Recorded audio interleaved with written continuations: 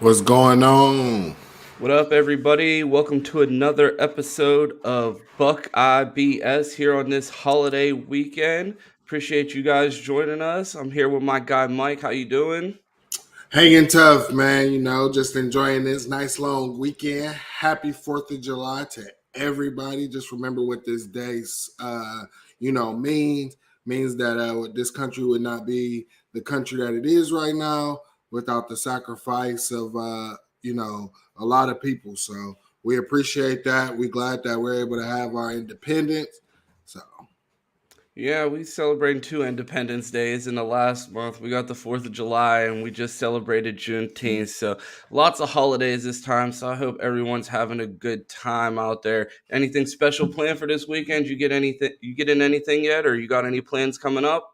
Oh, you know me, man. After this show, I'm about to hit the grocery store, and you know what I'm gonna do? Chef Mike gonna be on that grill. Bobby Flay out there. Every time I talk to Mike, he got something going on the grill. Yes, sir.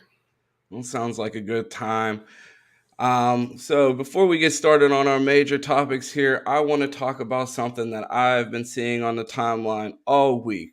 One day the game's coming out, the next day they're getting sued, the next day they're still bringing it out. So I want to get your thoughts on this NCAA 24 fiasco, and I want to get your opinion. I have it as a poll in the chat right now. Is this game coming out next year? I mean, by what EA Sports is saying, this game is coming out, whether the players like it or not. Whether these organizations started by disgruntled players who never really got much playing time or made it in the NFL, this game is coming out. And, these players can be like, oh, it doesn't have to have, it's not going to have my name, image, and all of that stuff. EA don't care about that because you know what? There's some guy already got the roster ready, and you can download that. So we all know. I'm excited the game is coming out. We were actually supposed to be playing this game this off season to make our off season a whole lot better. You know what I'm saying? You got people on space on the internet just going after each other. If we had this game, things might be a little bit more peaceful. Maybe Twitter wouldn't need to have so many limits. You know what I'm saying? Yeah, man, those rate limits on Twitter are crazy right now. Thankfully I pulled out my Xbox 360 and I've been playing 14 all week, so I've had quite the break from the Bird app because I've been addicted to playing 14 on my 360. So I mean, whether the game comes out or not next year, your boy already got a backup plan. So they got to figure out what they got to figure out in the courts, but I hope we get to see the game next year. Um, Going on to our next topic, we're talking about some recruiting. We haven't been on here since the Bryce West or the Demarion Witten commitment. So I just wanted to. I know you're a big Glenville guy, Mike. I wanted to get your thoughts on those two huge commitments because it feels like it's been forever since we had a chance to talk recruiting on here. Yeah, I didn't go to Glenville, but I grew up in the area. My dad, he also went to Glenville as well, man. And Glenville was that powerhouse in Cleveland Public Schools who was just always making the playoffs, man, and always representing the inner city kids, always representing the public schools. And what Ginn Senior did, he elevated that level to what no other coach in public schools was doing with putting guys, getting them tape, talking to coaches in the state of Ohio, talking to coaches at D1 levels, getting these guys on buses and taking them to camps, man. So we got Bryce West, we got Demarion Witten as well. And hopefully this just opens up another pipeline to Cleveland. We got a lot of guys in the city of Cleveland and at Glenville that are very, very talented. Maybe might be underdeveloped, but they're very talented. And I've seen, even if they don't end up going to Ohio State, I've seen the guys go to Illinois, go to Wisconsin, go to Michigan State. So, I'm glad that we were able to get the pipeline and, two top-rated players, keeping them in the state of Ohio, getting what we want. Do you think the difficulties that we had with these recruitments and how long they dragged out and how much of a fight Michigan put up just puts that much more of an emphasis on the game to like reestablish our foothold because we can't have Michigan coming into the state making us fight like this for Glenville kids? Yeah, I mean, I think that it definitely has something to do with the game. And you know what Michigan has been doing. I believe, and I have been up to court when you have these Glenville guys on the squad, we don't lose that game. We rarely lose that game. Like, and it damn sure ain't happening 2 years in a row with some Glenville guys on there. And this is what we, have been talking about, the recruiting philosophy, about with Ohio State and not playing slow playing these Ohio guys, going after the national guys, and then thinking that you can come in late. You can't come in late on these top Ohio guys anymore because Michigan is already waiting in the wings, sitting there saying, hey, Ohio State don't want you. We was in on you before they was. All of this stuff. We can no longer do that. And I think that, it adds more of a rivalry, not just on the field, but also in recruiting, because one thing that we never felt that we had was a rivalry in recruiting with Michigan. We knew what it was on the field, but not in recruiting, right? So exactly. So we're gonna have 3 Glenville guys on the team now, and I mean your handles, 216 Wild Boy, your boy MGK. He's always talking about the Wild Boys. Gary on Conley, when we asked him about the Glenville boys, the first thing he said was Wild Boys. So I'm excited about bringing that attitude to the roster. So having Arvell, having Demario, and having Bryce all on the team, I think that's going to bring some attitude that we need on the team. And I feel like them boys are going to bring some of that swag back to Ohio State. So I'm excited to see them boys make it to Columbus and become Buckeyes. So I think that's going to be huge for us. So I wanted to stick to this recruiting topic. So we see the Bryce West commitments. That's big. But one thing that we're missing out on is defensive line. What's going on with the defensive line recruiting, and outside, are there any other needs that you see in this recruiting class? Because right now it's feeling a lot like the 2022 cycle. Everybody's coming. We're getting these 5 stars. Wait until you see these great defensive line that we put together. And then we have a slow month in June. They're telling us just wait. Kids start taking other visits. They're pushing commitments back. What's your vibe around this whole recruiting situation right now? Because it's feeling really 2022-ish right now. Yeah, I mean, right now, definitely feeling 22 2.0 is what it seems like. This is what, when you're coming out of an Ohio State visit, right? We're expecting, maybe a silent commit, some rumblings, maybe you shutting a couple. You might go take one visit, but then you might shut the rest down, right? That's what we've been expecting. But we haven't had that. And this is exactly what happened last year. Going after 4 guys, missing on all 4. I'm really trying to stay optimistic, believe that we are going to get these guys. But man, I don't understand. The only thing that's not that these guys wouldn't come here for, I feel like, would be NIL. But I hear that our NIL is booming, right? That's what I'm saying. The 1870s killing it. We hear great things about the foundation. So we know money's not the issue right now. So, I mean. And then when you look at the roster, you're like, okay, JTT's probably going to leave. Jack Sawyer's probably going to leave. You know what I'm saying? And then you got Caden Curry. You got Abor and Kenyatta Jackson. But you know that you're going to get on the field because of how Larry Johnson likes to rotate. And sometimes we even question, why is this person out there? But Larry Johnson likes to rotate. So I don't understand. And then also, I understand like Larry Johnson doesn't really get on the trail or anything. But you have another guy who works with NFL in what's his name, the GA or the defensive analyst in Clark. But he can't go on the road. He can't, and that's what the issue is, because I feel like if we had that young guy, instead of Larry Johnson always still trying to, with the old way, recruit the parents, this guy can recruit the parents and recruit the players. Because if we had someone recruiting the players, I believe that these guys would have already shut this stuff down and would have already committed. Because If you want to have the number one class, you want to have a best class, why not go ahead and commit, stop playing, and build your class up, right? Are they going to have some tough questions inside the Woody if we don't land the defensive line commits that we expect? If money's not the issue, how can we be fundraising all this money to still be missing on recruits? There's no reason why we should be getting taxed like Miami for recruits. We're out here winning games, making playoffs, competing for national championships. We shouldn't be paying the poverty tax. So, I mean, do you think there's a hot seat situation if we don't land one of these premier edge rushers or interior defensive linemen? You know, I think right now is a nice time to let y'all know. If you haven't already, check the bio out and go to the Discord, because we have talked about this in the Discord space. And what I have said is, some people are of the belief of get Larry out of here.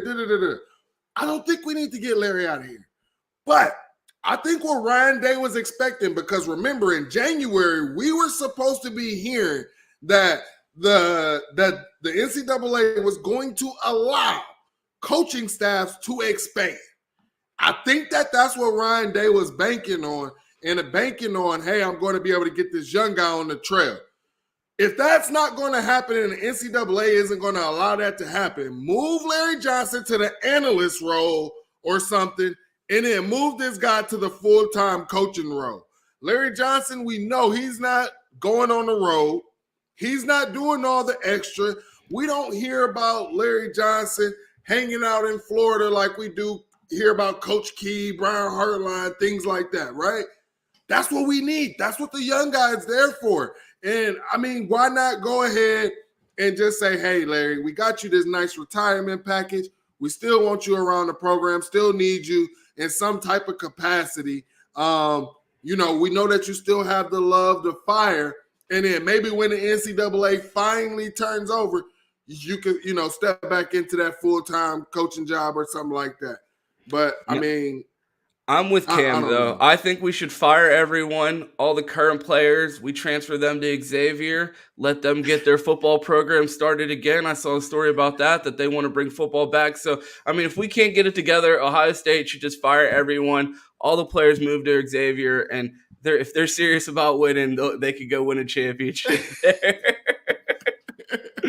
Oh, man. I mean, I hate to be so negative, but, we're Ohio State. If we have the money rolling, Larry Johnson is Larry Johnson. I mean, like Zeke always says, he got some new resume paper. When he puts that resume down on the table, it's impressive. We should be able to land these guys. So it just makes me wonder what the hell's going on.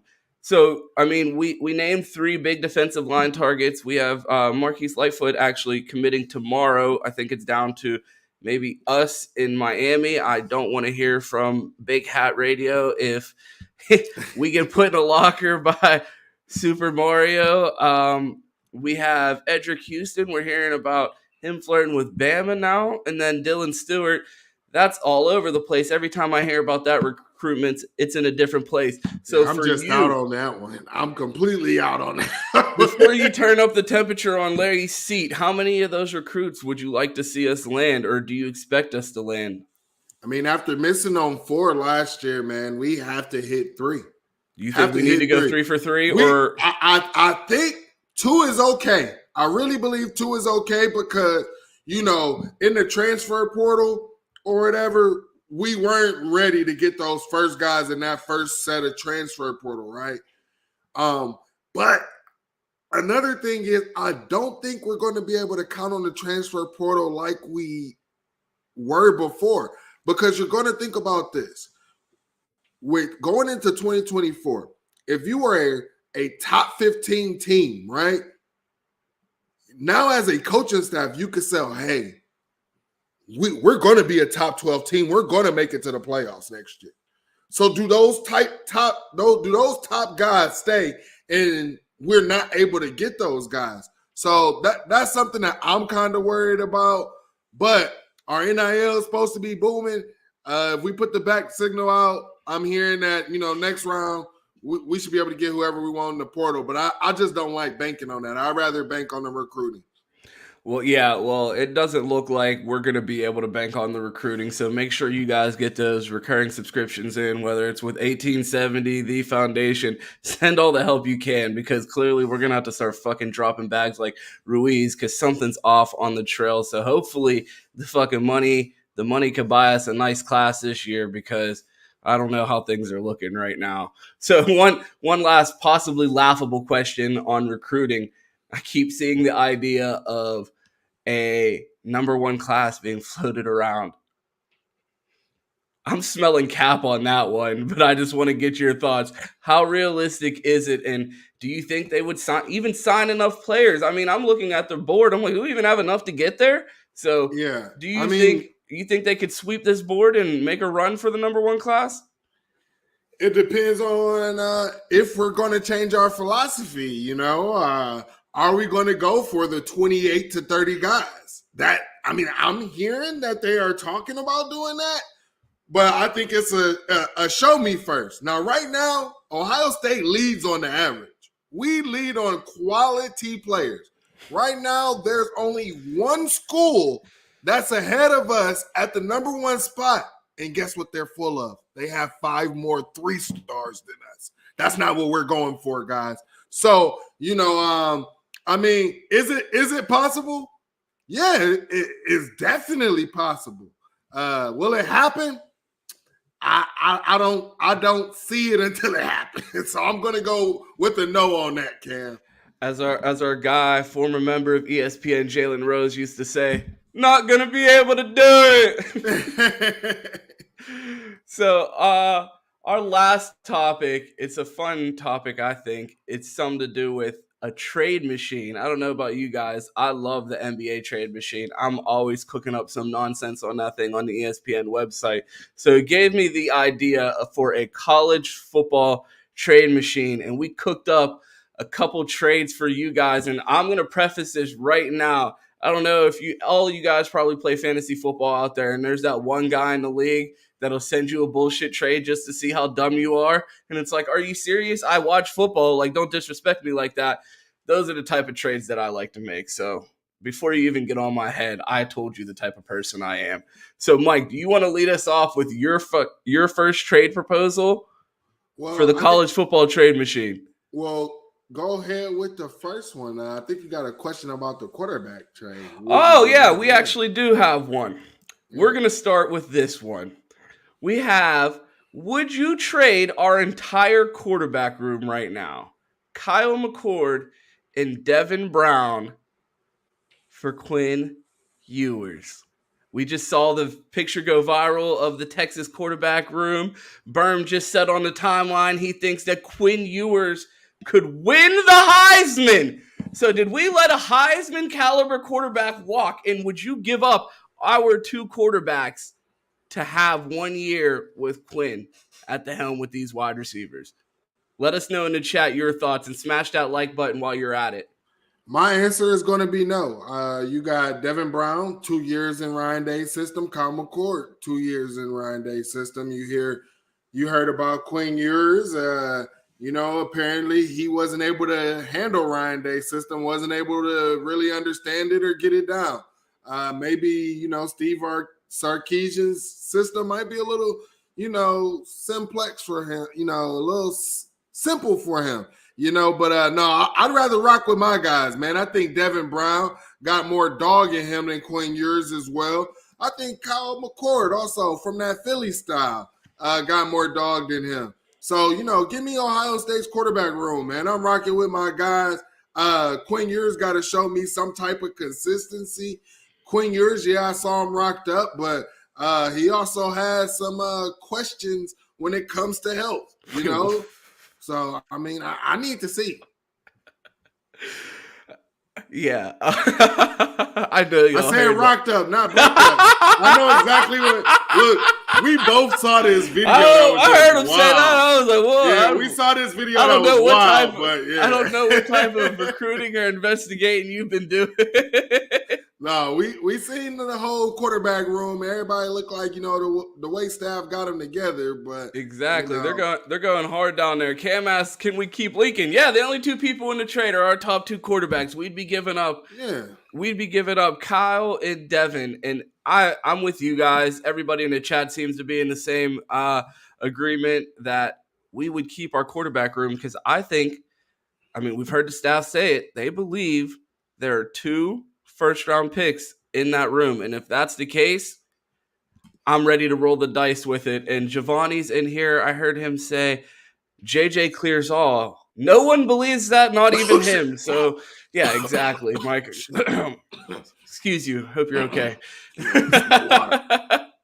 So do you have one of your trades ready, or do you want me to pull up one of mine? No, I got mine, man. All right, go ahead and pitch it to me in the chat. Let's hear your first college football trade machine. Let us know in the chat, would you accept these trades?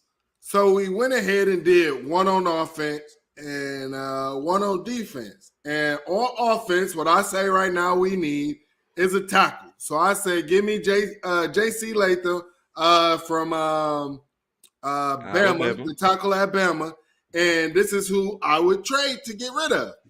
They can have Fryer, Josh Proctor, and Cade Stover. Yeah, I don't think they're gonna take that. maybe they won't take it, but that's what I'm offering. That's what I'm willing to get rid of. Man, I think you put that in the ESPN trade machine, you'd hit enter, and it would just say, "Really, nigga?" Ain't taking that. Hey, I mean, they got the depth at O-line, man. I don't know. I'm gonna say this, right? I mean, give him Josh Proctor. Caleb Downs is still going to start over him. Proctor, how bad could Proctor be? Are you Did playing? Did you not see their DBs last year get sexed up by Tennessee? How bad could Proctor be? They might need a Proctor. They might need somebody who can come downhill and hit. Are you playing Josh Proctor over Caleb Downs? I mean, rejected. They're not taking that trade. Get out of here. All right. Since Mike, I'm so glad that Mike went far off the deep end on the ridiculous side of this because I don't feel as bad about mine that I'm about to present. I also believe that we need an offensive tackle. So the trade that I proposed was a trade with Penn State. I offered Steel Chambers, get our boy CJ Hicks on the field, Keon Grays and Kojo Antwi for Olu Fashanu. He's coming off an injury. They need some help at wide receiver. Their linebacker room, they have experienced linebackers. They're not the core of their defense. I mean, obviously Abdul Carter. But Steel Chambers will be on the bench at Penn State. He'd be on scout team at Penn State. What are you talking about? You just said Josh Proctor would play in Alabama. I'm just saying. I'm just saying. Steel Chambers is not starting. We know that. Like, that's a fact. He might get burned, though. He might get burned. Proctor gets to compete. He might get burned. I'm telling you. At least Proctor gets to compete. Now, I do agree with y'all, too, because they, wide receiver is questionable for them. So I will give you the wide receiver. So not a bad. See, look at Kasai. Kasai said not a bad trade. But yeah, I don't think any of these trades in the Big Ten are going down. No one's helping the Buckeyes. Yeah. They're gonna be like, we're just gonna have to spin the block on someone else. I'm not taking anything from them. So I guess I will finish up with my defensive one. You brought up Josh Proctor, who could potentially be starting for us this year. I have him. I don't have him in my trade, but I am trading for the safety position. And I hope, I'm looking through the chat, it seems like it's a safe space. I don't see any Miami fans in here. I'm going to trade for Cam Kitchens. And I'm going to offer up Evan Pryor, Dallin Hayden, and Keon Grays for Cam Kitchens. They get some help at wide receiver. They get some explosion and some experience at the running back position. I doubt that they accept it. They have a first rounder at safety there. But me personally, I would make the trade. 6 interceptions last year. I think they go out there and get Cam Kitchens if they could. They're good at running back, though. They're definitely not going to take 2 running backs. I can promise you that. I preface this with I don't make good trades. Yeah. I'm just saying, like, they're good at running back. They might take Graves. I can see them taking Graves, but that's about it. But my trades aren't good either. So, not to throw me in the trade. On defense, man, I still got issues, man, with our cornerback room. Yes, do I feel like David Igbinosun came in, elevated that room? Have I been hearing good things about Denzel Burke? Yes. But the more and more, like, we watched the Georgia game on the Discord yesterday. And the more and more I just kept watching, I'm like, man, if we get this type of cornerback play again, it's gonna be suspect. So I said, give me Kool-Aid McKinstry, man. I said we could give them. I guess I'm gonna have to switch mine up because that was dumb. I say we could give them Keon Graves and Steel Chambers. Steel Chambers, I say, because they do have a battle at linebacker, so he would at least be able to battle for that spot. Plus, they're taking guys like Tyler Buckner, so why not Steel Chambers? And Keon Graves, I think he has more sure hands than that Burton guy that they got down there, because he can't even catch a cold. So I think that's actually a good trade. What y'all think in the chat? And Cam had a good point. We will add Parker Fleming to any trade. We ask for nothing in return. Exactly. Nothing. Y'all want nothing. Take him for the free off the GP. All right, yeah. I saw Q go ahead and throw a question in there. Shout out to our boy Q. Couldn't make it today, but he's here with us in spirit. Jack Sawyer and Jordan Hancock for Abdul Carter. I'm here to tell you, me personally, I'm not doing it. I believe in our boy Jack. I know Abdul is an absolute fucking freak, and I don't know what they're on at Penn State right now, but that it looks like they're fucking eating weights right now. Like, they are just every time I see a picture from Penn State's weight program, these guys look like they're about to be in a fucking strongman competition. Abdul Carter does look like a freak of nature, and like he's been like pushing cars during the off season. But I think Jack Sawyer in shape with his hand in the dirt, playing full-time defensive end instead of the jack position and doing what he came here to do, I think he's going to be one of the best pass rushers in the country. I wouldn't do it. Yeah, I wouldn't do it, man. You talking about Jack Sawyer was leading our team in sacks last year, playing out of position. Now he's gotten slimmer, playing at the right position, and oh dang, Brody, man. Dang, Brody.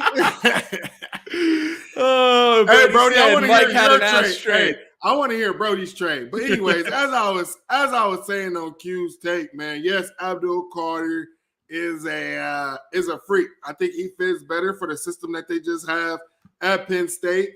Would he be playing out of position if he came to Ohio State? Would he have a learning curve the way, LJ likes to do things as well? So yeah, just keeping my guy Jack Sawyer, bro. I don't want to get rid of him. I really think that we're going to see something special from this defensive line, and those times when you was hearing Zach Harrison and the rest of the D line just being a half a second short, you won't be hearing that shit no more. One more trade from Q. Emeka and Evan Pryor for Kool-Aid. I'm not trading Emeka. No, I'm not. No. I don't care how loaded that wide receiver room is. Yeah. I'm not. No. Like, me personally, someone that's got on the field and performed for us and done the things that Emeka's done. I mean, people forget he was the number one wide receiver in his class. I feel like Emeka is about to have an insane season. I'm not giving it up. I got faith in Iggy. Denzel looks like he's fit. It's a money year for him, so I'm confident in those corners. I think we're solid there. It's going to be an interesting year, but that was a fun little exercise with the college football trade machine. It's going to be who knows, by the time NCAA comes out, there may be a trade machine on there, because who knows when that's actually coming out. But we appreciate everyone coming to this episode of Buckeye BS here on this holiday weekend. Make sure you enjoy your time off. spend some time with your family, and have a great holiday weekend. Mike, tell them where they could find you at. Hey, you can find me on Twitter or Instagram at 216_wildboy. But with all the Twitter BS going on, you can definitely find me in the Discord. Link is below. Make sure you join up. Yeah, like Mike said, the link for that Discord is in the description. No rate limits in there. Just pull up on us. It's going to be the best community in college football this year, I'm telling you. So make sure if you're not in there, you get in there, hang out with us. We do our spaces in there now. You have Casey and Dog TV. You have the best damn space. We have poker nights, all that shit. So come pull up on us in the best damn server. Link in the bio. I'm Ron James. You can find me at 2_TEES. That's 2 T's on Twitter, on Twitch. It's 2Shiesty on TikTok. And yeah, pull up on us for Best Damn Space. We rewatch games. Yesterday we watched the Georgia game. And yeah, the best damn space and the best damn server. Click the link in the bio. And thank you for pulling up every week at 10 for Buckeye BS. Appreciate you guys. Have a nice holiday weekend. And since Q's not here, all the disrespect to Indiana.